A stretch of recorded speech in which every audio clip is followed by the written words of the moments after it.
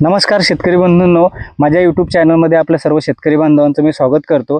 तर आज आपण बघणार आहोत का हळदीचा प्लॉटला ज्यावेळेस एखाद्या पिकाची लागवड केल्याच्या नंतर शेतकरी बांधवांसमोर सर्वात महत्त्वाचा प्रश्न असतो तो म्हणजे का NPK किंवा बेसल डोस आपण कसा घेतला पाहिजे। तर मी सांगणार आहे का हळदीच्या प्लॉटला आपण पहिला बेसल डोस हा कशा पद्धतीचा असला पाहिजे। त्यासाठी सांगेल का एकरी प्रमाणे आपण NPK साठी नत्रस्फुरत पालाश करता आपण इथे 10-26-26 एक बॅग दिलेली आहे। त्यानंतर आपण अमोनियम सल्फेट दिलेला आहे, त्यानंतर आपण इथे पोटॅश दिलेला आहे, त्यानंतर इथे आपण निंबोडी पावडर दिलेली आहे, त्यानंतर आपण पोलन कंपनीचा मिट्टी मास्टर दिलेला आहे आणि लँड पॉवर दिलेला आहे।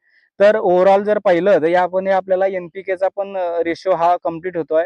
त्यानंतर आपण निंबोडी पावडर यासाठी दिलेली आहे का निमॅटोड आपण सूत्रकृमी म्हणतो त्यासाठी प्रिव्हेंटिव्ह आपण इथे दिलेली आहे आणि सेकंडरी न्यूट्रिएंट करता आपण मिट्टी मास्टर आहे पोलनचं ते जे का कॅल्शियम मॅग्नेशियम सल्फर आणि लँड पॉवर हे का ओव्हरऑल आपण जर बघितलं यामध्ये आपल्याला रूट डेव्हलपमेंट होईल NPKचं होईल।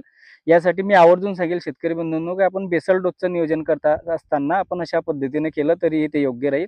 त्यासाठी माझ्या चॅनलला लाईक करा, शेअर करा, सबस्क्राईब करायला विसरू नका। धन्यवाद। जय जवान जय किसान।